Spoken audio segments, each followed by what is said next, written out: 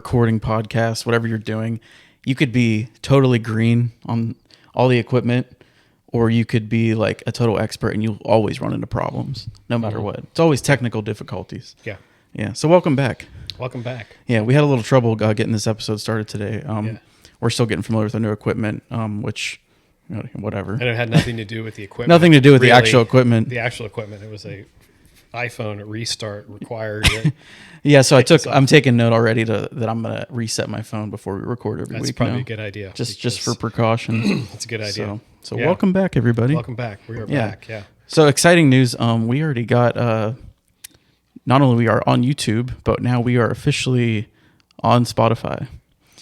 We got everything uploaded, so all of the previous episodes up until this one are now on Spotify to stream as well. Thank you to the tech team for getting that done. Yeah, the tech team's phenomenal. Like we don't pay them enough. We don't pay them at all, but that's beside the point.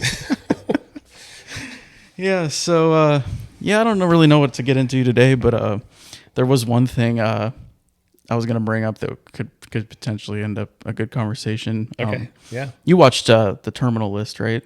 Yeah. On Amazon? I did. So I knew that Jack Carr had another show coming out. Yeah, it just came out recently. Like really recent. And it's a prequel to that. Yes. Yeah. Called Dark Wolf. Correct. So I forgot about it. Mm-hmm. It wasn't on my radar right now. And, I watch Raiders of the Lost podcast. Yes. So they interviewed him. He was just on the podcast last week. Yeah. The dude writes a ton of books. The guy cranks out books like John Grisham, man. So I've gotten into his books too. The only one I've read was Terminal List, which was very good. Awesome. Yeah.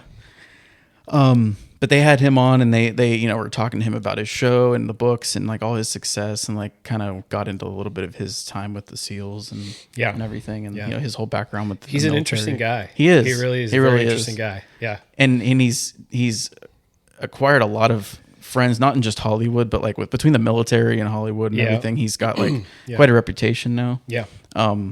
So they were talking about it and I was like, oh man, Dark Wolf's out. So right after I listened to that episode, I started watching it and I'm hooked. I don't know. I haven't watched it yet, but it's on my list. You got to start it. It's really good. Yeah. I really liked the Terminal List. That was really cool. Yeah, so like they kind of just kick it off with like Ben's character is now like kind of the lead of the show, right?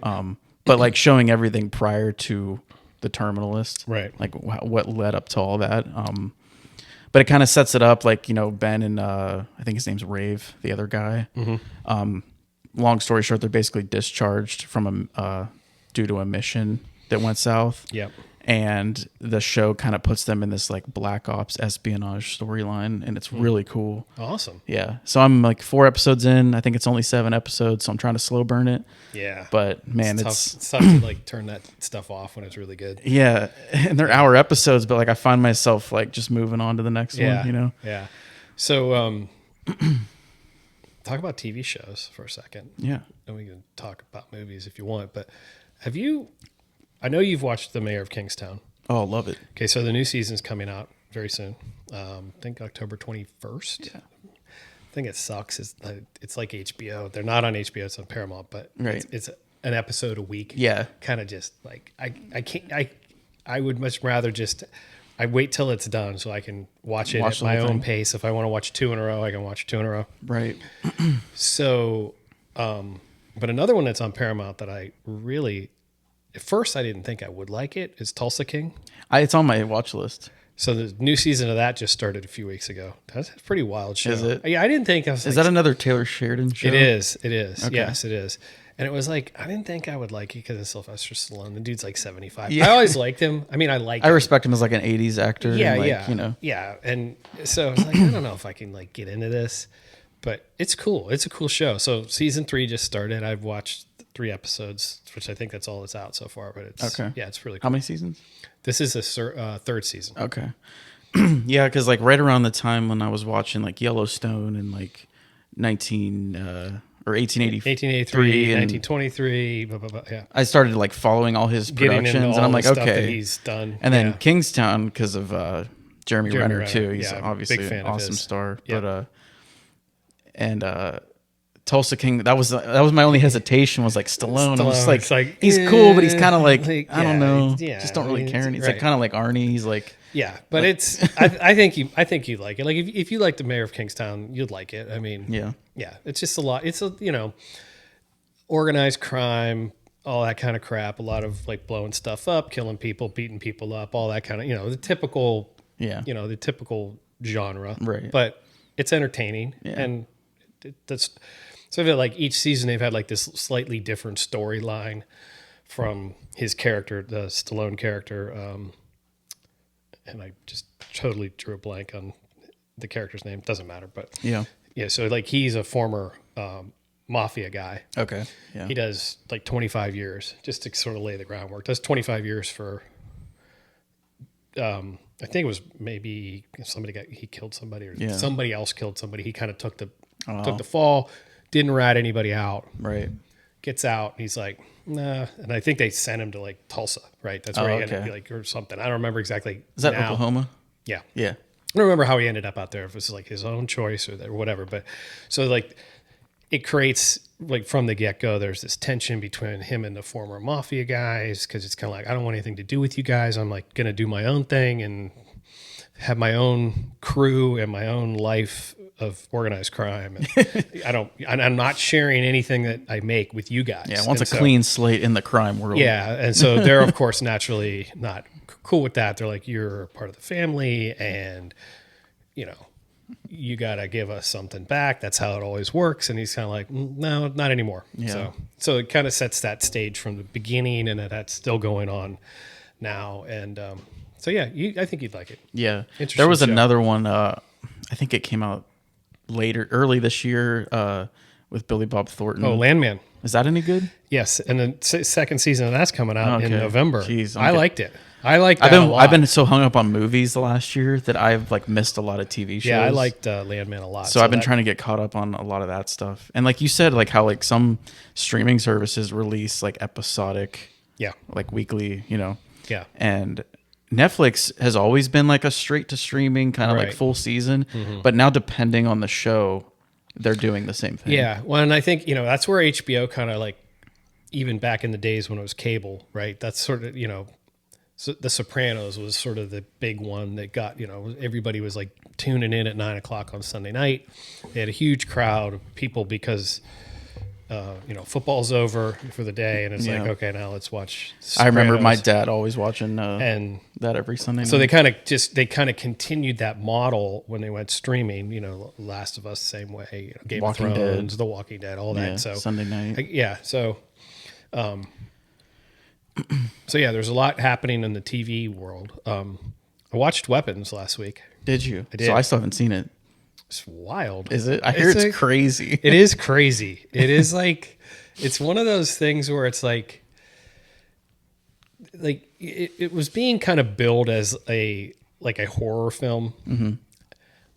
And I really wouldn't put it in that category. Okay. It's like, there's nothing really like, there's one scene specifically.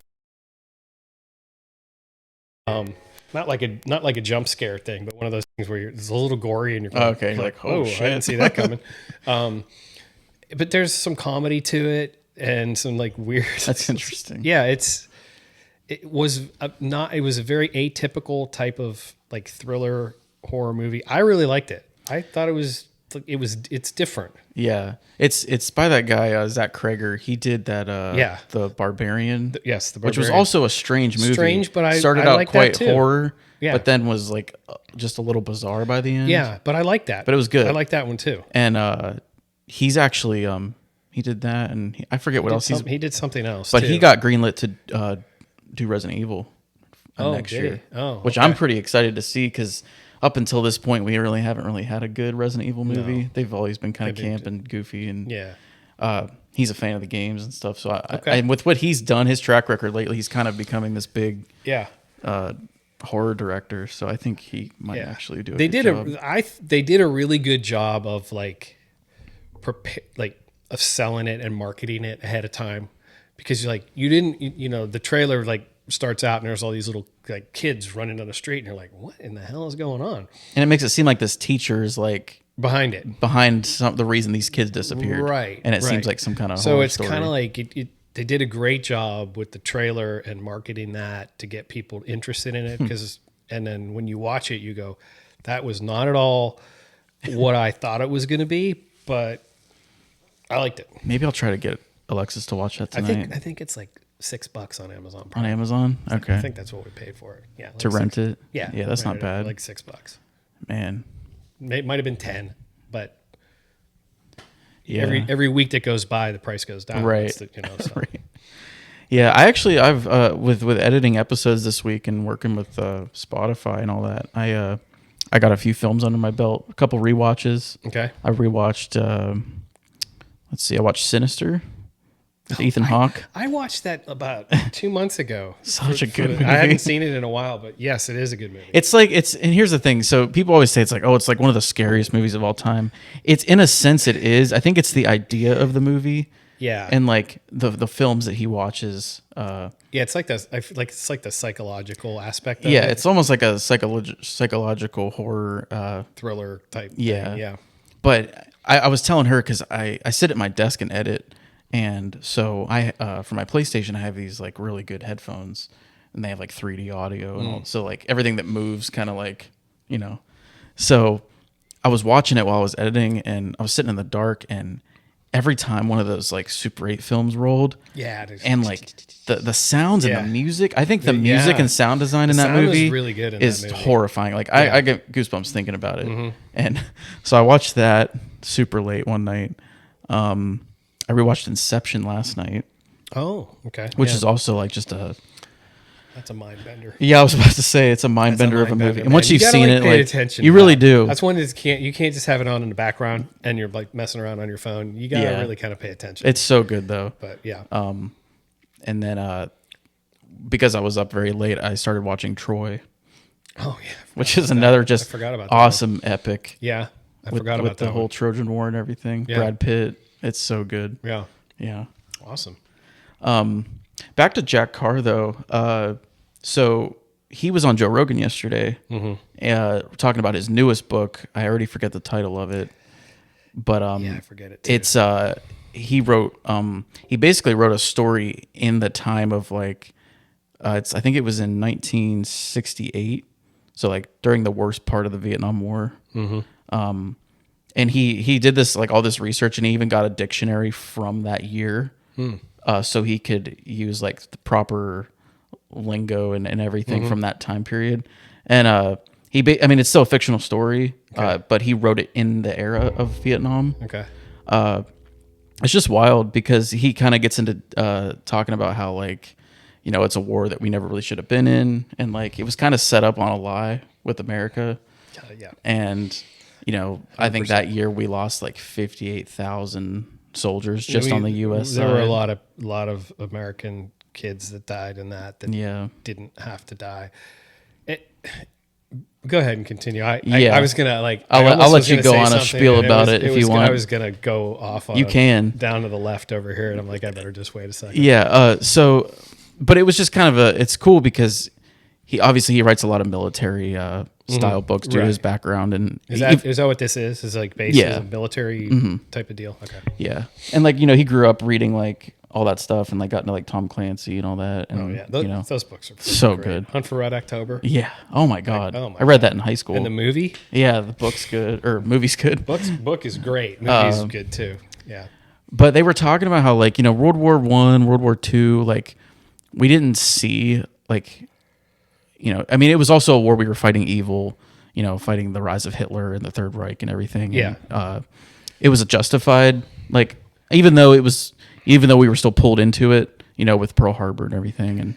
And it was still justified because we were fighting for our country and fighting for the world. And Vietnam was like, there was so many lies behind it.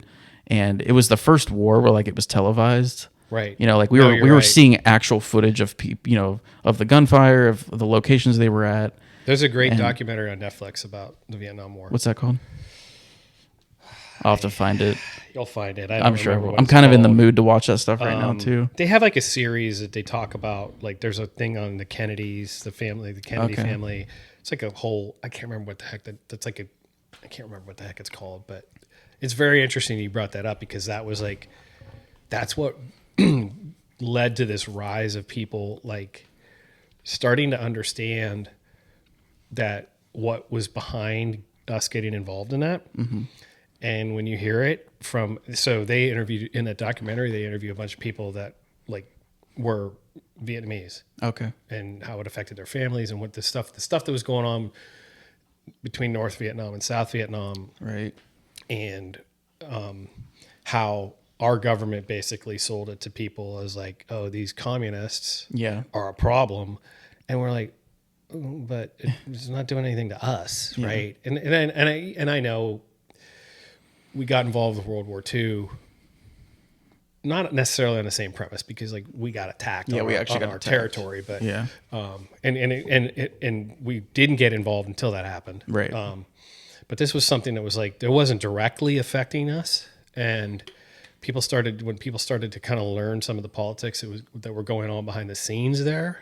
And when you watch this documentary, you're going to go, just a complete waste of life and resources and the whole 9 yards. Like we even talked about on our cloud seeding episode, how they like tried to like create rain to like flood out the Ho Chi Minh Trail to keep the North Vietnamese from going into South Vietnam. Like it was just like there's just so many lies and the deception around that war. It was just like, and all the propaganda, all the war propaganda. Oh yeah. And like, and I think that's another time period in our, like, I think a big turning point in history for America where like, that was really where things like started to shift. Dude, like, that politically. You're right. I believe that war is what created what you'll hear a lot of people talk about, the political war machine. Yeah. That's what created that. Yeah. Like, and we have politicians today that are the same. They think the same way. Like, we need to have like I was listening to Sean Ryan today. Ironically, I talk about him like every episode, but he's a little bit younger than I am, probably 15 years younger than I am. But he was talking to this guy about, in his lifetime, there's always been some kind of conflict going on around the world. And I'm thinking to myself, that's the same way it has been for me. Yeah. I was a little kid when Vietnam was still going on. And then, then we went into the Cold War, but there was still crap that the United States was involved in, like crap with Nicaragua and Grenada, and then, of course, the Middle East. There's like always this conflict that that was around the Gulf War too, right? The Gulf War in the early 90s, and then, Desert Storm and all that crap, and then of course it leads up to 9/11 and then the Ukrainian thing, and now the stuff that's going on in Israel. It's like, and you got all these politicians. It's like they're just freaking salivating over this stuff. Yeah. Like, oh, this is like the greatest thing in the world. Is like, and I'm like, you're not sending your kids over there to die. Right. It's all of us schmucks that. Our kids are the ones that, and that's what like started with Vietnam. It's like when all those college kids were like, you're not sending us. We're not doing this. Yeah. I'm not going to go over there and die for nothing. That's why there was such a big protest with with even getting drafted and we had to draft at that point in time and people were like burning their draft cards. I'm like, I'm not doing this. And like, it really like, that was really like, that's what showed like what America was at that point. Like, and I can't, all the other countries too, but like that was like the real turning point in history, like what become politically and like and how war is and everything. And we were coming out of that post World War II, like that era where we had so much prosperity, right? Yeah. Like everything was great. Everything was booming. A family, a husband could have a job and buy a house, buy a car, raise 2-3 kids, and everything was great. And then it was like somebody got this mad idea that like, let's just get involved in other people's conflicts. And it's continued now for 50 years. I know. I think about my grandpa a lot sometimes because he was only 19 when he went to Vietnam. Like, think about that. Like, 19 years old. Was he in Vietnam? Yeah. Yeah, he was an Army sniper. But I think he also served in the Gulf War maybe or something, or Cold War. I can't remember. It's just crazy that like, And now you have, it's just like today, these politicians are just like, we got to get involved. We got to protect Ukraine, or we got to protect whoever or whatever, or we got to get. Meanwhile, these are like the same people that when 9/11 happened, it was kind of like, after all of that, like we said, oh, we got to go take care of Saddam Hussein because of the weapons of mass destruction. And then it was like, there were no weapons of mass destruction. None of that ever happened. That didn't exist. Someone just said that. What did you do that for? And you got guys like, Sean Ryan's a great example, a guy that was a SEAL and did CIA contracting afterwards. I mean, this is a guy that was over there he did 2 tours, I think, over there.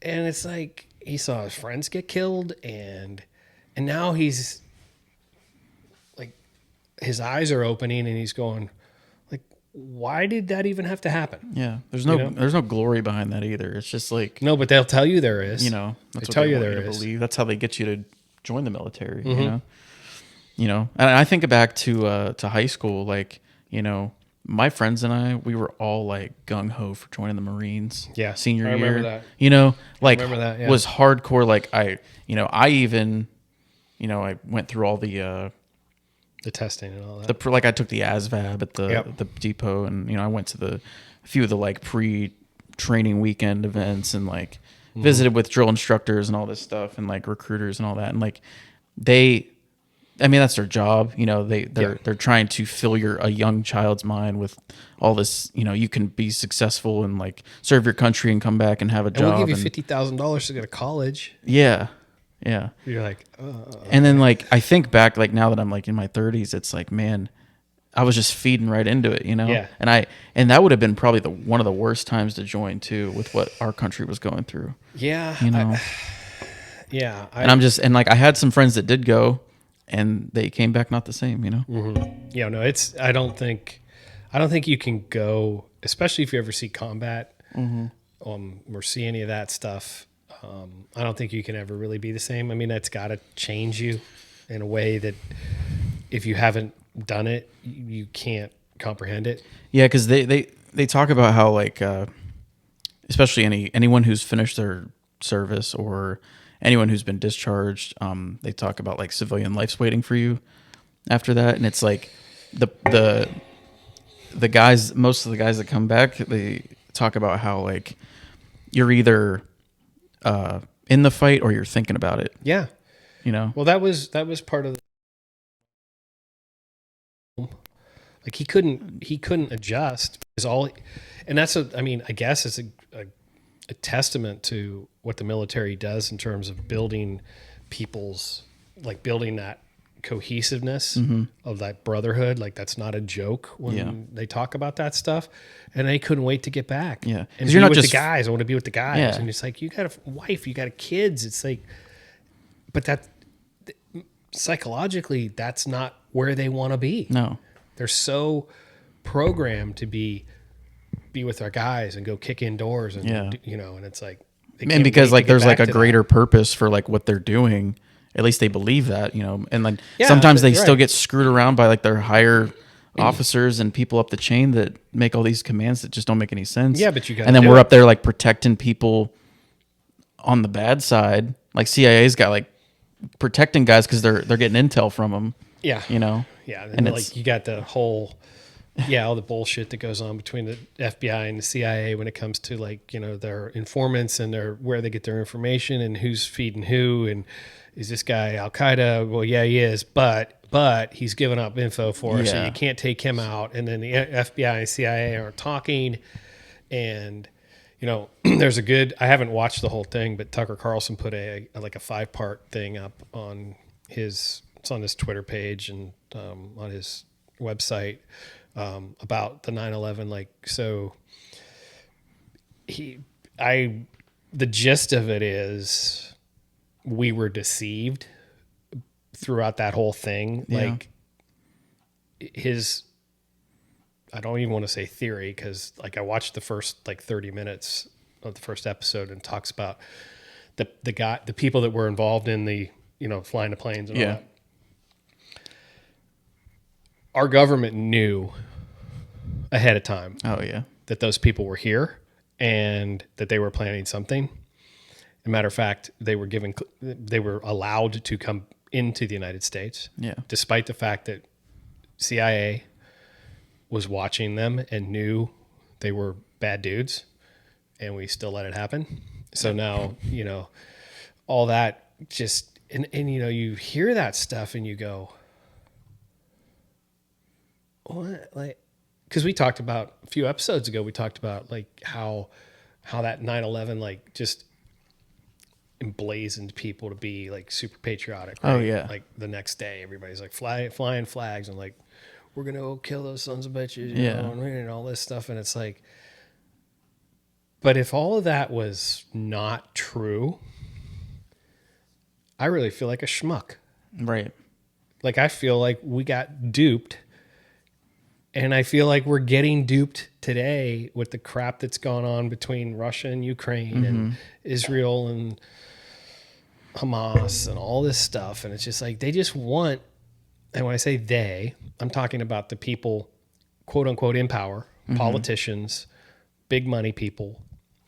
They just want this, like there to be this ongoing conflict in the world. Yeah. For whatever, but basically it's because there's money involved. Yeah, I was saying war is money. That's the bottom line. Yeah, there's war is money, right? Like if you gotta have weapons and planes and drones and technology, well, guess what?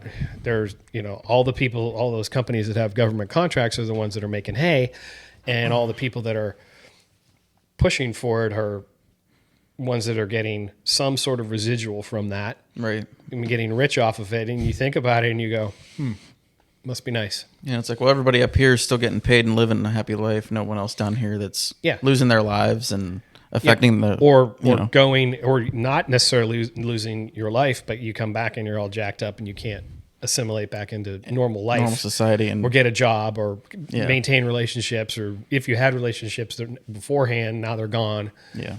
Oh, that's great. That's awesome. That's a shame. It is. And a like shame.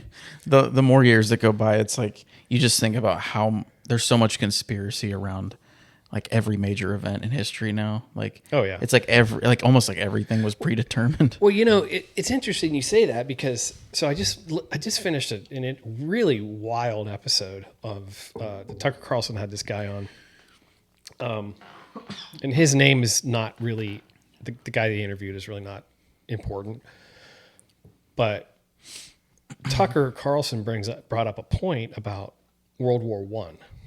And he goes, we were all in school. We learned that the Archbishop Franz Ferdinand of wherever he was from, I don't remember, he gets assassinated and that sets it off. And he says, the interesting thing is like that war totally set the course to totally change what you would call Christian Western Europe.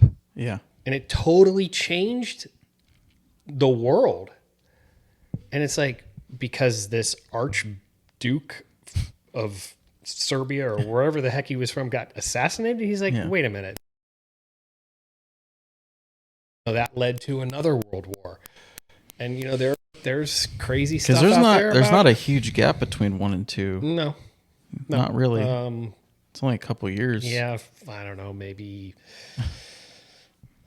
my history's a little fuzzy, but maybe 10 years, 8 years. The only thing I can remember at this point is 1945 was the end year of World War II. That's all I can remember. Yeah. But, there have been a lot of conversations out there, if you really want to dig deep into conspiracies, about really the reality of what Hitler's whole idea was. And I don't want to get into that because I'm not educated enough on it. So I don't even want to, I'm just floating that balloon out there because I've read some stuff and seen some interviews and heard some theories, and it's kind of like, and nothing seems too far-fetched anymore. Yeah. That's actually a topic I've been wanting to kind of resurface and like re-educate myself on, because there is so much to that whole time period. Yeah. I'd love to talk about that sometime. Yeah, I would like to do some more research on it. And because like you said, as we get older and as time goes on, you think about, like, in recent history, we've heard about how schools and textbooks have like essentially rewritten history and all this kind of stuff and taken things out that they taught you or they taught me or, my parents.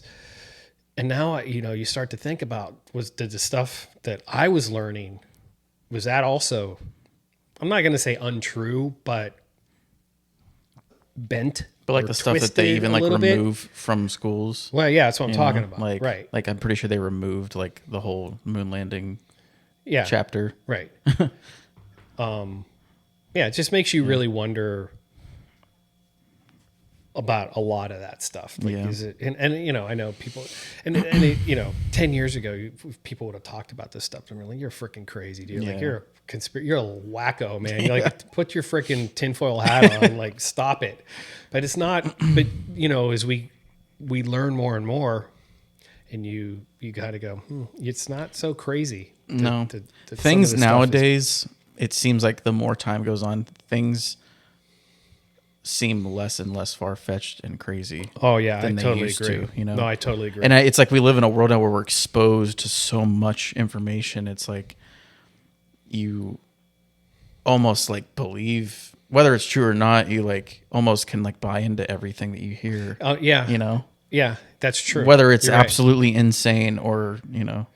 But yeah, but you have things that, you know, 10 years ago when people would have been talking about them, people were going, you're insane. And then it proves out to be true, you know, like, okay, you know, Oswald didn't kill Kennedy by himself. Right. You know, Oliver Stone had the balls to make a movie about it and say, this doesn't make sense. And now we find out that there was a lot of nefarious activity going on behind the scenes with the CIA and Kennedy. And again, going back to like talking about the war machine, you know, he had the whole Bay of Pigs thing that was going on with Cuba, and he had people telling him, we just got to go in there and just blow them off the map. And he's like, I don't think we should be doing that. Like, because that was like the beginning of the Cold War, and things were very uncertain in the world with what was going on, and especially in Cuba being so close to the United States. Right. And he had people in his ear telling him, hey, no, this is what we got to do. And he resisted that. And there are a lot of people that think that that's part of the reason that they took him out. Did you watch Narcos? No. You ever watched that? I wanted to watch it, but at least your mom didn't want to watch it, so we didn't watch it. At least the first season. There's like 5 seasons. Is there that many? I don't know. Because here's my thing, like, and it's not a spoiler that like Pablo Escobar dies. You know, I mean, you know, it's an event in history, but you know, that's the first season or 2. Yeah, and that's like the main show. Yeah, I think anything after that's kind of just like continuation of like what went on after he was gone. Mm-hmm. But all of the like, because you know, like with Cuba and like coming off of all that stuff, just the amount of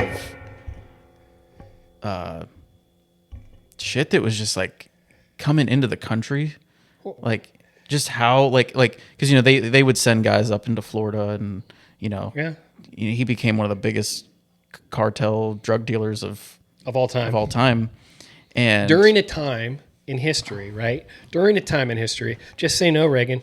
Remember that? Mm-hmm. Like, oh, keep your kids off drugs. Yeah, you know, here's 2 fried eggs in this pan. That's your brain on drugs.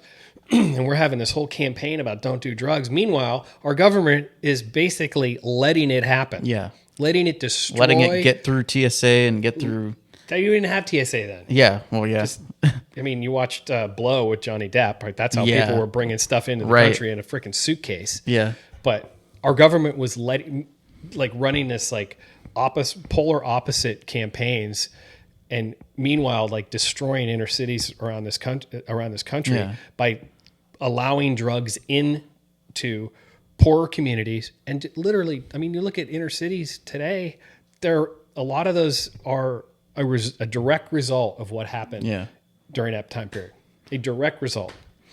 Well, in the meantime, while that's all happening, we got FBI agents down in the middle of it, trying to hunt him down and take out all his operations. And it makes you wonder, was that like, were they really trying to do that, or was it just all for show? Yeah. Was that just a distraction? Correct. You know, because I mean, it's a known fact that our government allowed all of this to happen. That's not a theory. That's not an idea. It's obvious that that's what happened. Yeah. You know, I mean, so it's just crazy, right? Yeah. Crazy. So something else I wanted to touch on, and something that I heard, and it's, sometimes you hear things, you watch listen to a podcast or watch a show or something, and you go, I never really thought about that, but I heard, and the more I think about it, it makes complete sense. So think about like American bar culture, and this is very fitting for our concept of this. Okay. But think about American bar culture today. Mm-hmm.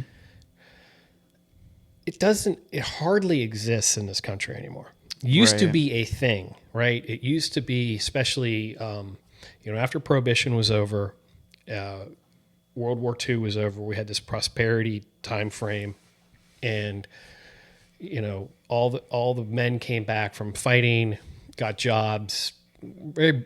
Most of them were blue collar jobs. You're working at a factory or something along those lines, and you work from 6 to 3 or 6 to 3:30. You get off, you go to the bar, meet your buddies, have a beer, go home, spend the night with your family, have dinner. And that, like, I'm talking about a bar. Like, I'm not talking about a bar that makes food. Yeah, not B-dubs. I'm not talking about that. I'm talking about a bar that you walked in and you had a couple pool tables, you had a jukebox, and you had a bar and a guy behind the bar that made drinks and served beer, and there were peanuts or pretzels. That was your food. Yeah. Can you name a place around here like that anymore? No. I mean, my papaw up until recently, Right. he still ran a bar like that Right. for a long time, but that's out But in the it's country, dead. But yeah, that whole premise, that whole idea is not, like, you don't even see places like this anymore. That's what I'm talking about. Like, even when I was of drinking age, there were still places like that. Yeah. And I'm talking, that's not that long ago. Yeah, There were those places. Because even like when I turned like 21 and like my band was playing a lot of local bars and stuff and like little venues, even then, like some of them were considered bars. Like the one we just played like a month ago, Cedars, that's still like an old bar. Right. But like most of these places downtown, and like even when you get into the more major cities like around Ohio and anywhere else in the country, they're more clubs than bars. That's not really a bar anymore. No. It's not just a place to go and talk. And so it got me thinking about that. And then it got me thinking about why would that happen? And for how COVID was really jacked us up when it came to like our socialization. Yeah. And those places were socializing places. They were, in some places, in some parts of the country, they were called social clubs. Yeah.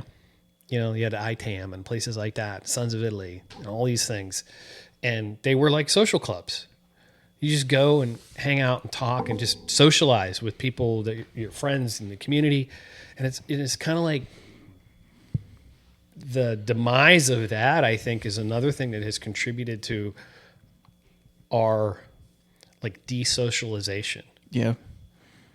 Yeah. And like, it, even though I'm sure it still goes on in many places, I'm sure it's died off quite a bit. And, you have the people that still do it. You have the people that reverted because of COVID and they kind of like became a little more like shut in, I guess, and don't socialize. Like, I guess I wouldn't consider myself a shut in, but like I've definitely become more antisocial since that event. Not on purpose, just like I kind of just like lost some of that. So I try and like do things to prevent myself from being that way. But like it ultimately affects the younger generation because kids that grew up during that period and that were homeschooled, like we talked about before, that is the generation that's really affected by like any kind of social interaction, whether you're hanging out at a bar or at a sports event or whatever it is, Yeah. And the great thing about the bars, the bar scene was like, there wasn't a TV. So there's not, like you go in these places today and there's like 72 televisions and everybody's just like everything's a sports bar. Everybody's turning on looking at the TV. Yeah. And those places didn't have that. You're playing pool, you're sitting at the bar, you're talking to people, you're interacting with other people, you're socializing with people instead of being glued to this screen all the time. And it just kind of makes me wonder if stuff like that was on purpose, because, as we look at what is happening with AI and where that's going, just kind of makes me curious. Is like, you talk about a lack of social skills that people have, right? Yeah. Or interaction skills, or whatever you want to call it, which affects people's ability in the their effectiveness in the workplace, right? Yeah. Oh, absolutely. From a personal interaction standpoint. So it just makes you wonder, like, were events like this happening all part of like a bigger picture of trying to like push, because they've been talking about in this Tucker Carlson interview, this guy talks about AI and talks about how that isn't, although a lot of people think, and I myself included, think that it's like a new concept. It's really not. It's been something they've been talking about for probably 25 to 30 years, like being able to create this artificial intelligence and create, I feel like we're ultimately always working towards that. Yeah. I think we are too. And it's just, and then, you talk about who has the money and where the money comes from and who's pushing the buttons, and it's all being pushed. The buttons are all being pushed by people that have a crap ton of money and have investment in seeing something like that be successful, of course. Right. So, yeah. Just like anything else throughout history, like every country is always racing to create the next thing and be, the next technological advancement. But it just makes me wonder anyway about the, like, was that a plan? Is that something that, and again, like we talked about, it's hard to sometimes deny some of that. It's kind of hard to look at that and go, oh, that's just like coincidental. It's just like the course of events in history is just kind of how it happened. And then you kind of go, yeah, I don't know about that. Yeah. Speaking of AI, can you look up, unless you've heard of it, you should just look at it though, because it's very interesting. Have you seen this AI actress they've created? Oh yeah, I have. How do you feel about that? Well, it's interesting you bring that up because, when it had the screenwriters strike a couple years ago, and the Actors Guild got behind that, right? And that was a big topic during that, was this whole AI use of people's likenesses and images and voices and all this stuff. So how do I feel about it? I think it's a pretty big controversial topic in the film industry right now. Yeah. I don't like it. I don't know how you're going to stop it. One, I don't think you can stop it. Two, it's like you're not going to be paying this quote unquote person or or whatever you want to call it. Exactly. Like I've seen a lot of actors come out and say like, wow, we're kind of screwed. Like if this is kind of the direction we're headed in. Well, that was one of their beefs during the strike, was like, you don't need us. Yeah. You can create some. But at the same time, I think the majority of your audience, especially today, hates the idea. And I think there would be a big, what do you call it? Like at least for me personally, like almost like not a boycott, but you know what I mean? Essentially a boycott, like saying I'm not, like people I'm not boycott theaters and like, I'm not going to watch these.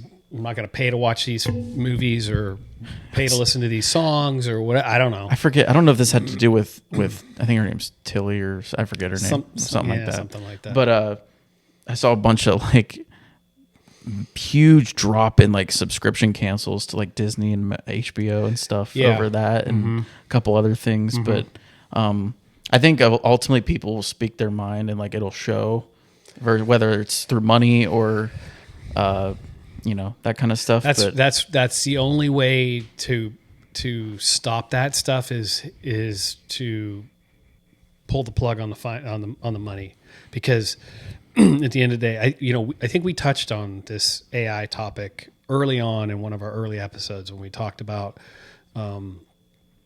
using AI in video games or music. And it's like, well, yeah, I mean, if it's all in the name of profit. If you're using it as a tool, I think it's okay. Yeah. I mean, I think it has its place. Yeah. But if you're using it to like replace increase your profits. Well, I don't even think that's I think the motivation would be we're using it to increase profits and increase share price for our shareholders. Yeah.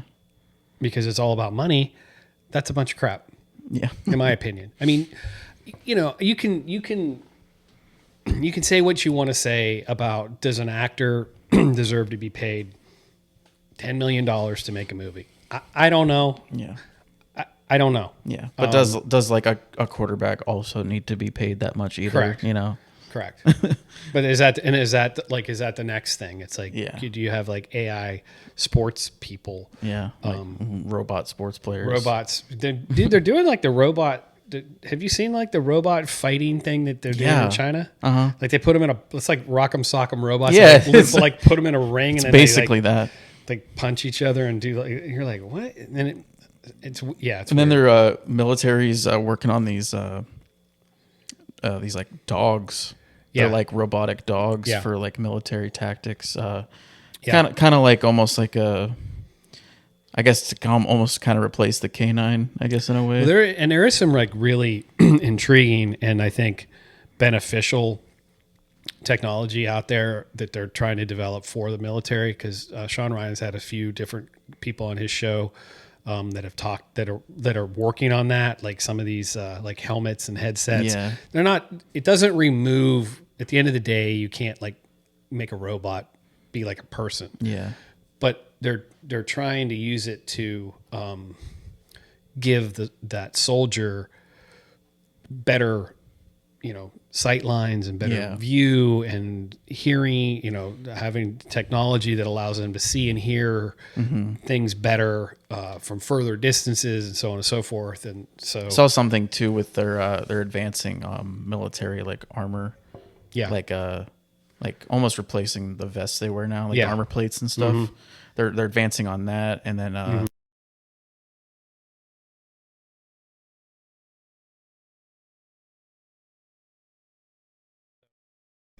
think when it comes to AI, I think it has its place. Mm-hmm. It's one of those things where there's no guardrails on it right now. No. I think that's the problem that a lot of people have with it.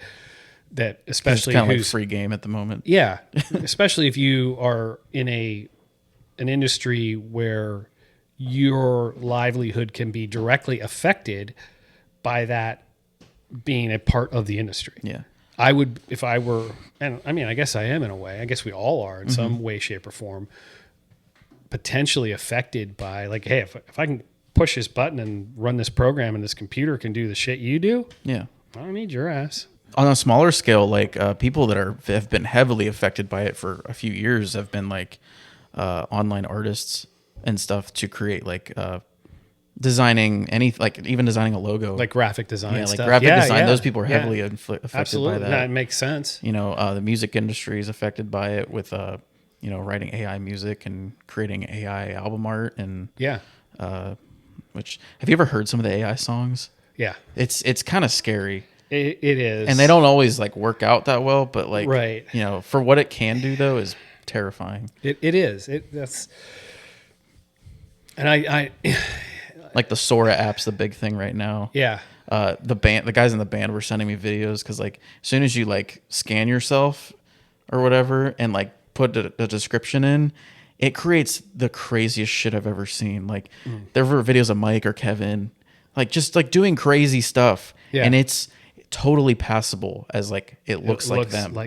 Well, you know, that's the thing. Like that's the thing where we're getting to the point where, and this is something that came up on this podcast that Tucker Carlson had.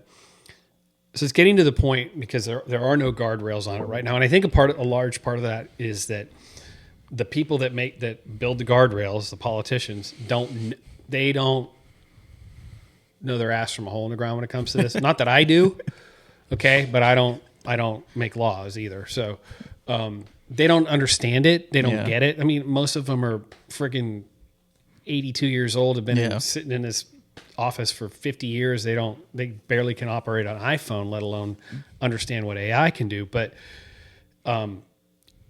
so one of the things he's talking about is like OpenAI apparently is working on this thing where they're trying to create this, for lack of a better term, like an online community where it's kind of like you're blue checked, meaning that the content that you put out there is verified that it is not AI. Oh, okay. Because you're getting to the point where you look at a video, you see a video anywhere, pick a social media platform, right? You don't know. Yeah, you really don't. It's so hard to tell now especially after seeing those videos. I'm like, I don't know what's real and what isn't now. And think about the implications of that. Like you could totally destroy a person's life by putting some AI generated horrific video out there, right? You could totally destroy a person if you wanted to. And it's crazy because like you can just fool anyone now. And like when you have been tricked by it, you feel stupid. Yeah. But it's so advanced. Like, okay, for example, the Panama alien thing. Life form thing. So like still never really heard much more about that.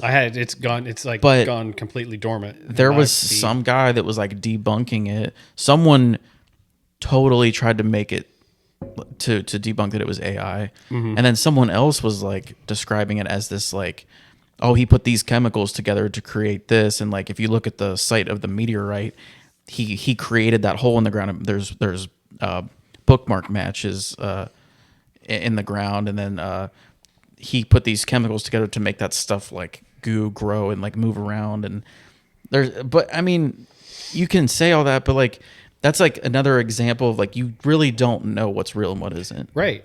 And right.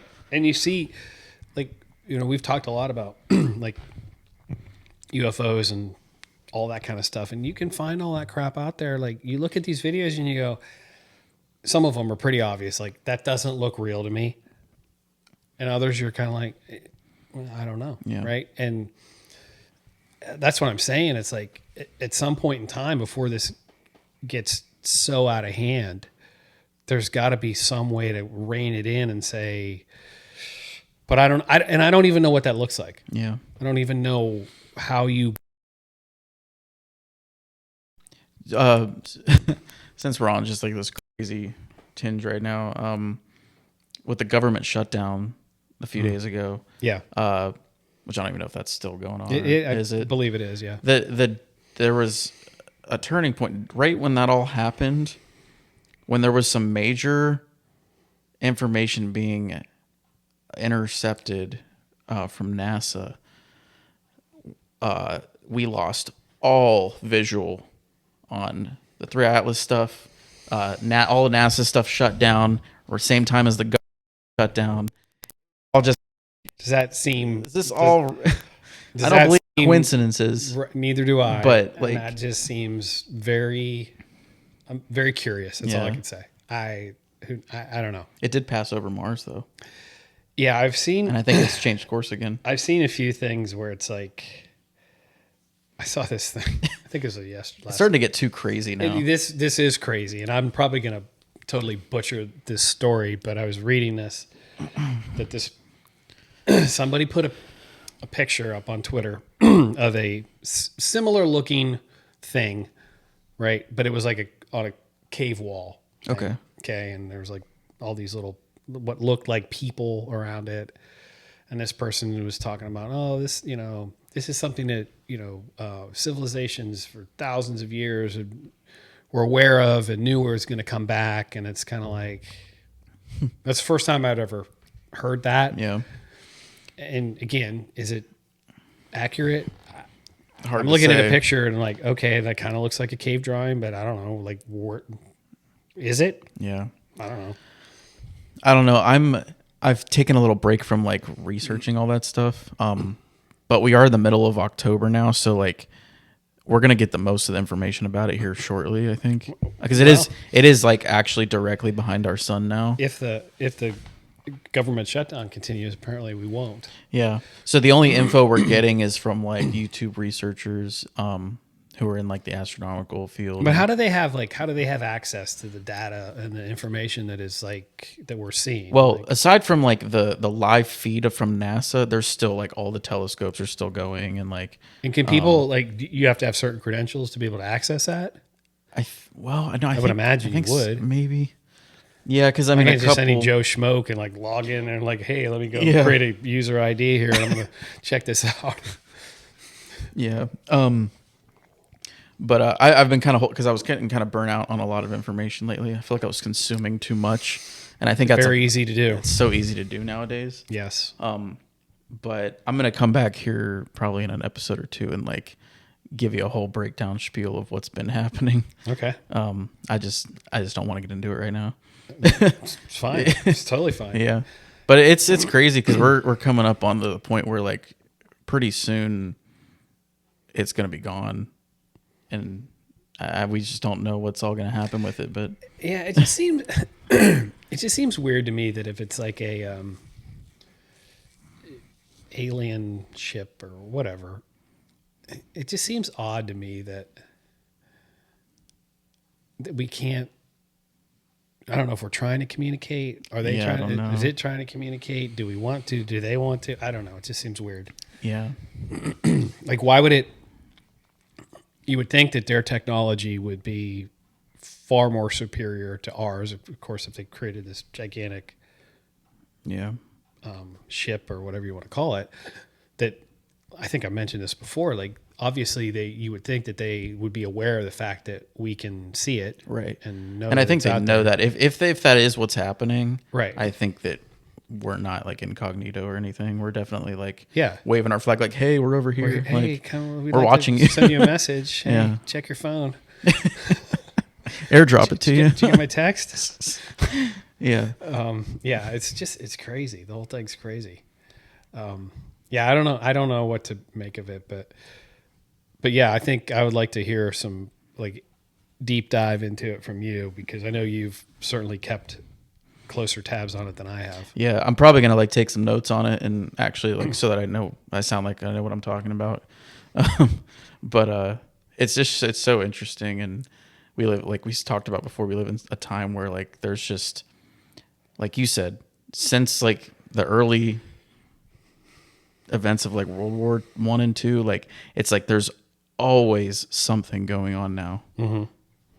And I think that's like the whole idea of like the mainstream media and having a news cycle. Like there has to be a news cycle, right? There has to be. Yeah. We have to have some quote unquote breaking news. Like every night, if you turn on the national news, pick whether it be ABC, CBS, NBC, they start out their telecast with breaking news, whether it's a flood or a tornado or a fire or